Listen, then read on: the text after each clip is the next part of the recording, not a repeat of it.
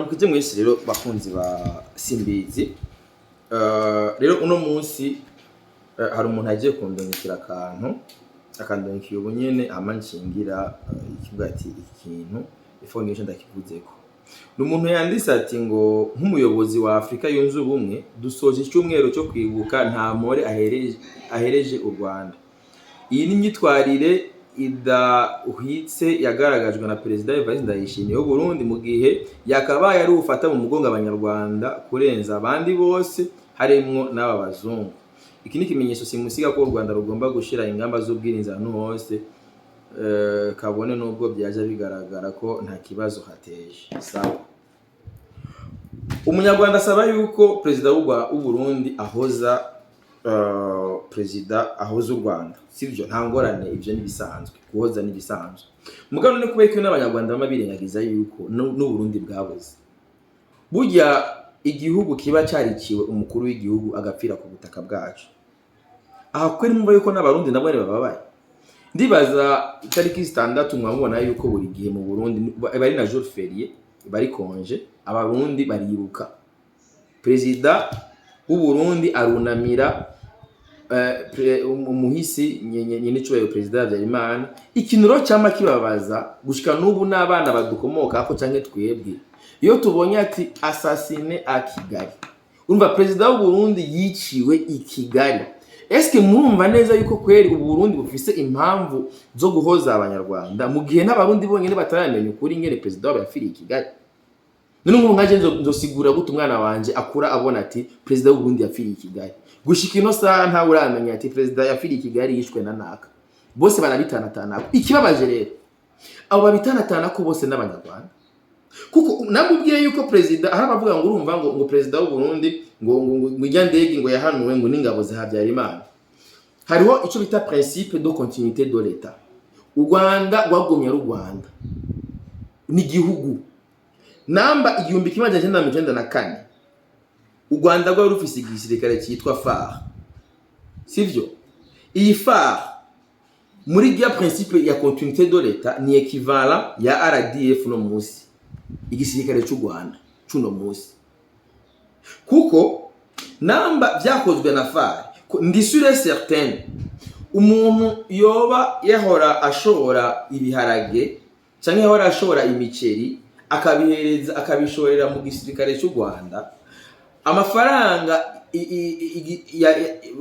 amafaranga FPR yafashe u Rwanda igihe ingabo za RPF za FPR RPI zisinda ingabo za FAR hamaze gafata Kigali. Uko bigenda kusindaza umuntu yari yishuza ibiharage FAR, umuntu yari yishuza ibiharage Ministère ya Défense yakijyagiye ndisire sorte yuko umuntu yari arose amafaranga ye. Abantu bari bishuza amafacture naka muri leta yari ihari ntibaciye babasuru kubera ni muri ya principe ya continuité de l'État. Nubu yarigeze kuva umuntu yari kararekama ati je w'igisirikare cy'u Rwanda hariho ibintu cyari cyanshoreye aratwara amafacture kandi ndazi benshi muri abo bantu baragiye barahembwa amafaranga yabo. None munsi namba FAR ari abanyarwanda bavuga yuko yakoroye indege ya Perezida. Numva yuko urupfu rwa Cyprien Ntaryamira rugomba kubazwa igisirikare cy'u Rwanda. Namba abamwe bavuga bati nayo ni RPF ni ingabo za RPI zakoroye indege. None izo ngabo nyene sizo zavuye zifata igihugu. Aho nimumva neza yuko namba ari FAR canke ari RPI akoye babitanatanako. Eske bose abanyarwanda muri ya principe nyene ya continuité de l'État numva yuko umunyarwanda ari bagomba kubazwa urupfu rwa Perezida Cyprien Ntaryamira kuko ntiyishwe n'umuntu, ni inzego umwe wese namba ari urwego rw'igisoda cy'u Rwanda cyamwishe cyane namba ari urwego rw'igisirikare cyagihanganye n'igisirikare cy'u Rwanda bose n'abanyarwanda. Bisigura yuko urupfu rwa Perezida Cyprien Ntaryamira rugomba kubazwa u Rwanda. None murumva neza yuko uno munsi tugeze gushika muri 2026 nubu meme mumenya yuko meme n'amafaranga yo gushumbusha umuryango wa Cyprien Ntaryamira ntayo bigeze banahabwa. Amafaranga ya assurance apana ngo amafaranga ashiko igendege yari assuré n'amafaranga ya assurance gushika no saha ntayo bigeze banahabwa. mugabo amafaranga ya Habyarimana yarafashwe, bisigura yuko n'amafaranga ari guhabwa umuryango wa president w'u Burundi na ministre n'abaminisitiri bari kumwe yose yarafashwe n'u Rwanda. None uno munsi abanyarwanda nyene batigeze banakezanye n'icubahiro igihe atoregwa kuyobora umuryango umwe bwa Afrika. Babandi nyene baguhije ibinyoma ngo Afrika ngo yiyamirije ngo kandidaturi ya Macky Sall kugira gusaba abandanye bacafuza u Burundi.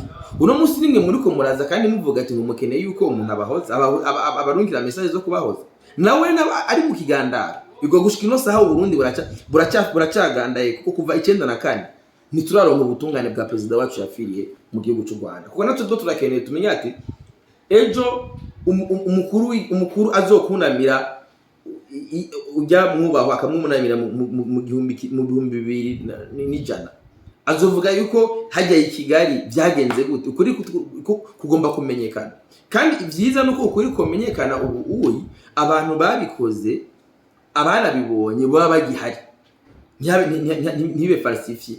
Niyo mpamvu rero no musero abanyarwanda barakwiye nibo nyene ba mbere bari bakwiye gusaba imbabazi leta y'u Burundi kuba baraduhekuye kuko twicira umukuru w'igihugu nukuduhekura.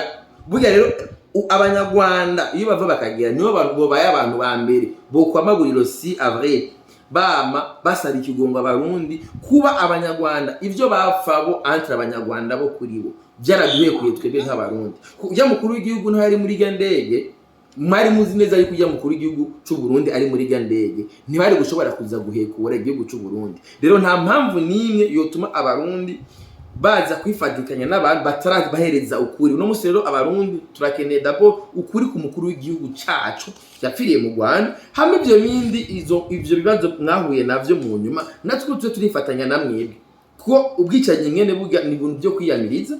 Turifuza natwe bwo kumenya ukuri gushikiro saha buri gihe twibutse yuko hari genocide yakorewe abatutsi mu Rwanda, twama twibuka neza yuko dufise n'umukuru w'igihugu cy'u Burundi yapfiriye mu Rwanda. Rero nuko rero abanyarwanda rero nuko tugomba gutahurana, mutahure nk'abarundi natwe twatahure nk'abanyarwanda, mutahure inzego zacu natwe inzego zanyu. Rero turakeneye kumenya ukuri, turakeneye kuronka ubutungane ku mukuru w'igihugu wacu yapfiriye mu gihugu ciwanyu. Murakoze. Dusoje icyumweru cyo kwibuka nta mpore ahereje u Rwanda. Iyi ni myitwarire idahwitse yagaragajwe na Perezida Evariste Ndayishimiye w'u Burundi mu gihe yakabaye ari ufata mu mugongo abanyarwanda kurenza abandi bose harimwo n'aba bazungu. Iki ni kimenyetso simusiga ko u Rwanda rugomba gushira ingamba z'ubwirinzi ahantu hose kabone nubwo byaje bigaragara ko nta kibazo hateje. Sawa. Umunyarwanda asaba yuko Perezida w'u Burundi ahoza Perezida ahoza u Rwanda, sivyo nta ngorane, ivyo nibisanzwe, kuhoza nibisanzwe. Mugano ne kubeka n'abanyarwanda bama birengagiza yuko n'u Burundi bwaboze. Burya igihugu kiba cyarikiwe umukuru w'igihugu agapfira ku butaka bwacu. Aha kweri mumva yuko n'abarundi nabo bababaye. Ndibaza itariki 6 mwabona yuko buri gihe mu Burundi bari na jour férié bari konje, abarundi bariruka. Perezida w'u Burundi arunamira umuhisi nyene cy'ubaye Perezida Habyarimana. Ikinuro cyama kibabaza gushika n'ubu n'abana badukomoka ako canke twebwe iyo tubonye ati assassiné à Kigali. Urumva Perezida w'u Burundi yiciwe i Kigali. Eske murumva neza yuko kweri u Burundi bufise impamvu zo guhoza abanyarwanda mu gihe n'abarundi bonyene bataramenya ukuri ngene Perezida wabo yafiriye i Kigali? None ngo ngaje nzosigura gute umwana wanje akura abona ati Perezida w'u Burundi yafiriye i Kigali? Gushika ino saha nta uramenya ati Perezida yafiriye i Kigali yishwe na naka. Bose barabitanatana. Ikibabaje rero abo babitanatana ko bose n'abanyarwanda. Kuko namubwiye yuko Perezida aha bavuga ngo urumva ngo Perezida w'u Burundi ngo ijyandege ngo yahanuwe ngo n'ingabo za Habyarimana. Hariho ico bita principe de continuité de l'État. U Rwanda rwagumye ari u Rwanda ni gihugu namba 1994. U Rwanda rwari rufise igisirikare cyitwa FAR, sivyo? Iyi FAR muri giya principe ya continuité de l'État ni equivalent ya RDF no musi igisirikare cy'u Rwanda cuno musi. Kuko namba byakozwe na FAR ndi sûr et certain umuntu yoba yahora ashobora ibiharage canke yahora ashobora imiceri akabihereza akabishorera mu gisirikare cy'u Rwanda, amafaranga amafaranga FPR yafashe u Rwanda igihe ingabo za RPF za FPR RPI zisinda ingabo za FAR hamaze gafata Kigali. Uko bigenda kusindaza umuntu yari yishuza ibiharage FAR, umuntu yari yishuza ibiharage Ministère ya Défense ya kijyagiye, ndisire sorte yuko umuntu yari arose amafaranga ye. Abantu bari bishuza ama facture naka muri leta